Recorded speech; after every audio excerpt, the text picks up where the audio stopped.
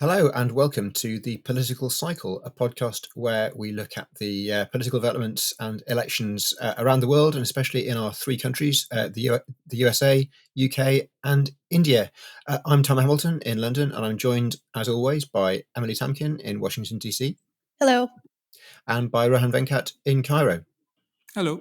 And this week, we're going to be talking about one of the most consequential developments in global politics, which is the decisive shift in US posture towards Ukraine and the war there, which could, if all goes well, result in a very swift end to the conflict, but could also, if all does not go so well, not result in that at all, and could have various negative consequences. And it's already having quite significant knock-on effects on certainly policy in the UK and Europe and around the world.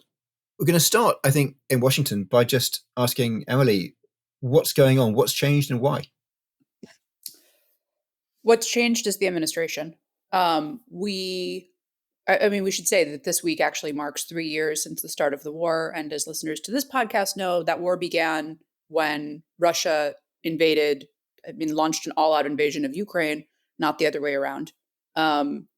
Unfortunately, our current president, who has a long-standing stated admiration for Russian President Vladimir Putin, who we should remember has had personal conflict with Ukrainian President Zelenskyy, in that his first impeachment was because, Trump's first impeachment, that is, was allegedly because he was trying to blackmail Zelenskyy into opening an investigation into Biden and his family in order to help his own, that is, Trump's political fortunes.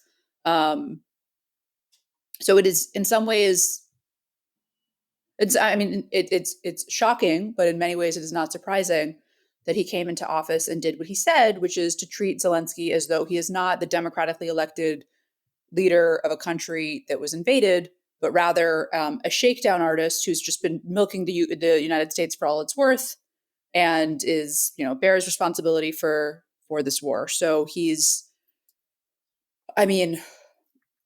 said things like, Zelenskyy is a dictator. He has said that, Ukraine should never have gotten into this war. Again, I'm not sure how that works, given that they didn't start it. He has the United States pressured the United Nations or tried at the United Nations to take a more pro-Russian, more neutral stance on this war, which is really quite shocking.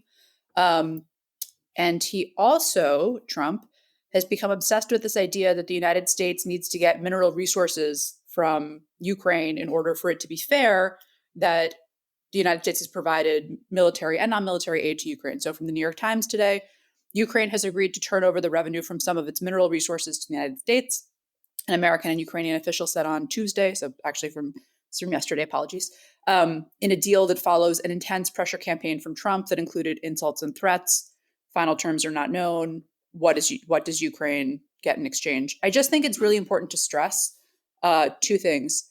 The first is that the issue in the war, the issue around Russia's war in Ukraine was never getting a deal, right? They could have gotten a deal on the first day had they said, yes, you're right, our country is full of Nazis and we're all corrupt and we really are Russian territory and here you go, we're Russian again. Like, that would have been a deal.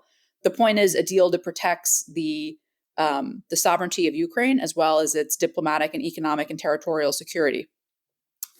That is what the Trump administration has made it more difficult for Ukraine to achieve by saying, before ever sitting down to a negotiating table, the sort of Ukrainian maximalist position is off that table, right? So you're never joining NATO, it's all your fault, etc. That's thing one. Thing two is that I think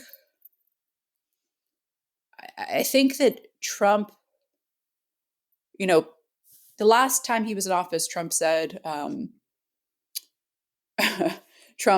it was often said that Trump had no ideology. And I would say, and would still say, that it's not true that he has no ideology. Trump's ideology is and has always been the ideology of grievance.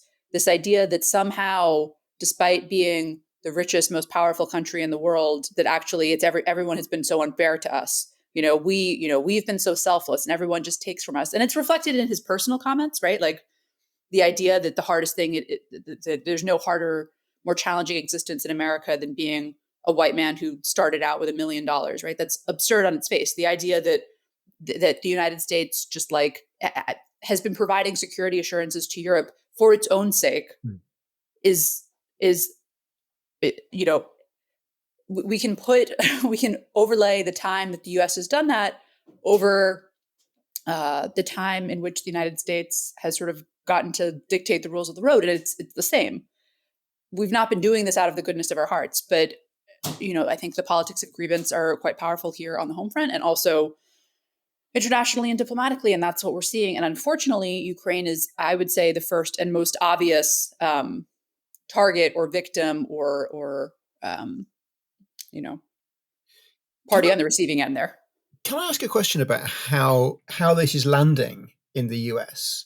Because it seems, looking from elsewhere, but from a country where this isn't really contentious, actually, that the idea that Ukraine provoked the war, the idea that it's Ukraine's fault that it got invaded. I mean, because the start of the war was so clearly, a very significant military incursion across a border.